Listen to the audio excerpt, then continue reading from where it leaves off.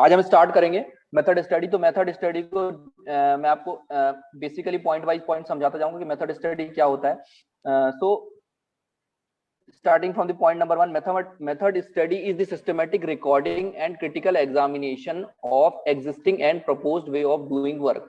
So the method study क्या है? ये है एक systematic recording method. Systematic recording method मतलब मैंने अभी आपको बताया कि हम मेथड स्टडी में जो प्रोसेस हो रही है उसको रिकॉर्ड करते हैं, समझते हैं। तो सिस्टमेटिक का मतलब होता है जो प्रोसेस हो रही है starting from the point number 1 to the point number 5 या 6, जितने भी पॉइंट्स उसके अंदर है, जितने स्टेप्स हैं, स्टार्टिंग से लेके एंड तक जितने भी स्टेप्स हैं उसको सिस्टमेटिकली रिकॉर्ड करते हैं। फिर उसके बाद उसको क्रिटिकली एग्जामिन करते हैं। क्रिटिकली एग्जामिनेशन का मतलब होता है किसी भी प्रोसेस को ऊपर ही ऊपर नहीं समझना है हमको, उसको हर एक लेवल पे नीचे जाकर के डेप्थ में उस प्रोसेस को समझते हैं। ठीक है, of existing and proposed way of doing work. जो मेथड स्टडी होती है बेसिकली आपका पहले से जो काम हो रहा है उसको और अच्छा बनाने के लिए, इजी वे में बनाने के लिए हम क्या करते हैं।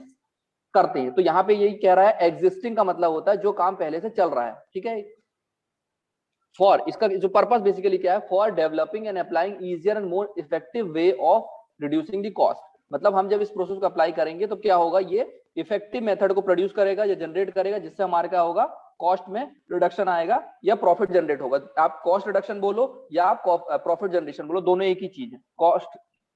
कॉस्ट रिडक्शन होगा तो प्रॉफिट जनरेशन ज्यादा होने लगेगी।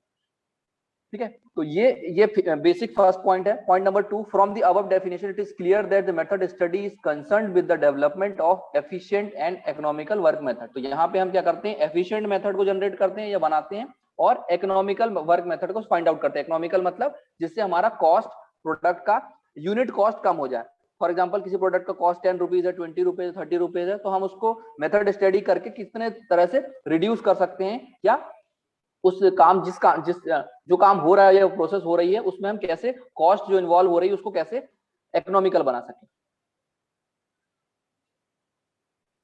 Next point, the proper development of this method call for the cooperative effort of design engineer, process engineer and method analyst. तो यहाँ पे जब मेथड स्टडी होती है, इस मेथड स्टडी में बेसिकली हम यहाँ पे 3 लोगों का इन्वॉल्वमेंट होता है। एक होता है डिजाइन इंजीनियर, ठीक है, दूसरा होता है आपका प्रोसेस इंजीनियर, और तीसरे नंबर का होता है ये मेथड एनालिस्ट। ये 3 लोग मिलकर के जब काम करते हैं, ठीक है, ये डिजाइन इंजीनियर, प्रोसेस इंजीनियर और मेथड एनालिस्ट, ये जब 3 लोग मिलकर के काम करते हैं तब हम वर्क मेथड स्टडी को इंप्लीमेंट कर पाते हैं या लग पाते हैं। तो ये कोऑपरेटिव एफर्ट है, मतलब तीनों लोग मिलकर के, तीनों टीम मिलकर के काम करती है, तब जाकर के मेथड स्टडी किसी प्लांट में या इंडस्ट्री के अंदर उसको इंप्लीमेंट कर पाते हैं, कर सकते हैं।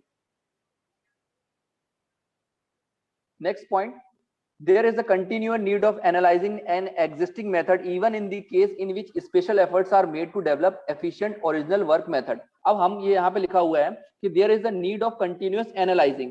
तो continuous analyzing का मतलब होता है हम हर एक प्रोसेस को कंटिन्यूसली एनालाइज करते हैं। जब आपने कोई चीज को इंप्लीमेंट किया, क्योंकि मेथड स्टडी जो है पहले से प्रीवियसली इंप्लीमेंटेड प्रोसेस पे हम काम करते हैं, तो ऑब्वियसली बात है कि जब हम मेथड स्टडी कर रहे हैं तो कोई पहले से मेथड इंस्टॉल्ड है, वो प्रोसेस में हम उसको स्टडी कर रहे हैं, तो हमें क्या करना है, जो अभी हम इंस्टॉल करेंगे या जो हम इंप्लीमेंट करेंगे मेथड प्रेजेंटली, उसको भी बाद में हम एनालाइज करेंगे। तो ये कंटिन्यूअस एनालाइजिंग प्रोसेस है। क्या है ये? कंटिन्यूअस एनालाइजिंग मेथड है, जिसमें हम क्या करते हैं, बार बार एनालाइज करते रहते हैं। क्योंकि ऑब्वियस सी बात है कि हर एक स्टेज पे, हर समय, टाइम टू टाइम क्या होता है, टेक्नोलॉजिकल एडवांसमेंट आते रहते हैं, मशीन चेंज होती जाती है, टेक्नोलॉजी चेंज होती जाती है, ठीक है, वर्किंग मेथड चेंज होती जाती है। तो ये कंटिन्यूअस इंप्रूवमेंट प्रोसेस है, आपको बार बार समय के साथ इसको करते रहना होता है।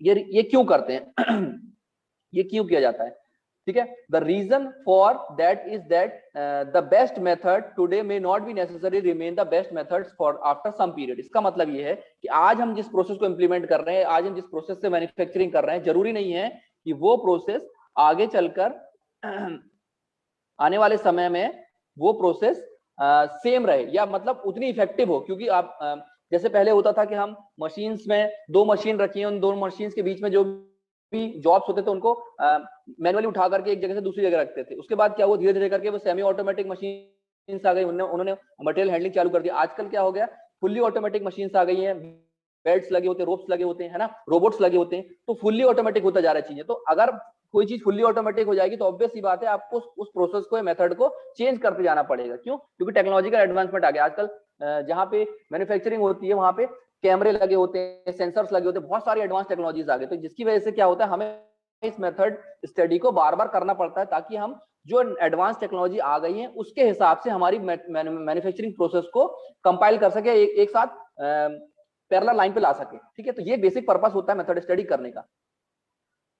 नेक्स्ट पॉइंट बोलता है सब्सिक्वेंट इन्वेस्टिगेशन में reveal that more economical materials are available for efficient machines. अब यहाँ पे ये कहना चाह रहा है कि सब्सिक्वेंट इन्वेस्टिगेशन मतलब बार बार जब इन्वेस्टिगेट करते हो तो इससे हमको पता चलता है कि मोर इकोनॉमिकल मटेरियल, मतलब इकोनॉमिकल मटेरियल मतलब सस्ते मटेरियल हमारे पास मार्केट में अवेलेबल होते जा रहे हैं। जैसे आप इसको एक एग्जांपल समझिए कि पहले कुछ समय पहले तक जब टू व्हीलर्स आते थे या टू व्हीलर, जनरली जो टू व्हीलर्स आते थे उनमें सारे पार्ट्स जो होते थे, जितने भी पार्ट होते थे, बॉडी पार्ट्स टू व्हीलर के, वो सारे मेटल्स के होते थे। ठीक है, लेकिन आज अगर आप देखोगे कोई सी पुरानी बाइक को देखिए और आज अभी की बाइक को आप देखेंगे तो डिफरेंस आपको समझ में आएगा कि ज्यादा से ज्यादा पार्ट्स को क्या कर दिया गया, फाइबर के बना दिए गए। ठीक है, तो यहाँ पे क्या हुआ, ये इकोनॉमिकल मटेरियल कि अगर आप मेटल यूज करते हो किसी जगह में, जैसे मडगार्ड है, जनरली पहले मडगार्ड जो हुआ करते थे टू व्हीलर्स के, वो मेटल के होते थे, स्टील के होते थे या मेटल के होते थे, है ना, निकल कोटेड होते थे। तो अब जो मडगार्ड्स आ रहे हैं वो प्लास्टिक के होते हैं या फाइबर के होते हैं। तो यहाँ पे क्या हुआ, इकोनॉमिकल मटेरियल आ गया।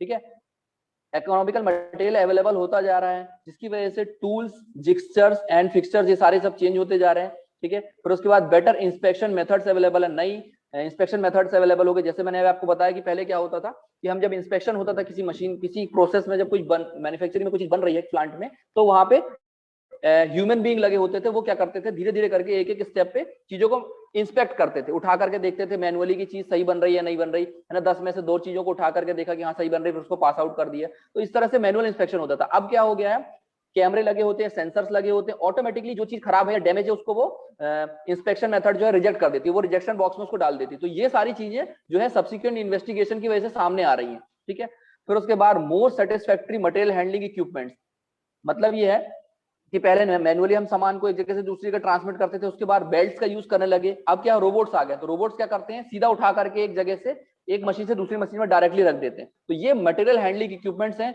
जो बहुत ज्यादा एडवांस फॉर्म में अभी आते जा रहे हैं। तो सब्सिक्वेंट इन्वेस्टिगेशन का मतलब है बार बार हम इस चीज को इन्वेस्टिगेट करेंगे तो हमको ये सारी चीजें चेंजेस देखने को मिलेगा हमारे मैन्युफैक्चरिंग प्रोसेस में। The existing plant layout is obsolete because of the change in the product design. अब प्रोडक्ट जो है, जितने भी प्रोडक्ट बन रहे हैं धीरे धीरे करके समय के साथ चेंजेस होते जा रहे हैं। तो उस हर एक मैन्युफैक्चरिंग इंडस्ट्री का एक प्लांट लेआउट होता है। जैसे आपके लैब में लेआउट होता है, ऐसी प्लांट का लेआउट होता है कि मशीन नंबर 1 2 3 4 5 6 7 कैसे कैसे लगी होगी अलग अलग जगह पे, इस तरह किस प्रोसेस से मटेरियल जाएगा और वो मैन्युफैक्चरिंग होगी। तो जो नई टेक्नोलॉजी आ जाएगी, रोबोट्स आ जाएंगे, तो उसकी वजह से क्या होगा, पुराने जो प्लांट के लेआउट है, कहाँ पे कौन सी मशीन लगी, उसको भी आपको चेंज करना पड़ेगा। ठीक है, तो ये जो चेंजेस आ रहे हैं ये मेथड स्टडी की वजह से आ रहे हैं। ठीक है, therefore opportunity to improve upon existing method always exist because of the technological development. तो ये जो है मेथड स्टडी का रोल चलता रहेगा, क्योंकि हर टाइम टू टाइम क्या हो रहा है, नई टेक्नोलॉजी आती जा रही है। आजकल आर्टिफिशियल इंटेलिजेंस आ गया है, डेटा माइनिंग आई, बहुत सारी नई नई चीजें आती जा रही है, जिसकी वजह से आपका जो प्रोसेस है वो चेंज होता जा रहा है। तो आपको वहां पे इंप्लीमेंट करने के लिए आपको मेथड स्टडी को फ्रीक्वेंटली करते रहना होता है किसी मैन्युफैक्चरिंग इंडस्ट्रीज में या प्लांट में। तो ये एक बेसिक इंट्रोडक्शन है मेथड स्टडी का।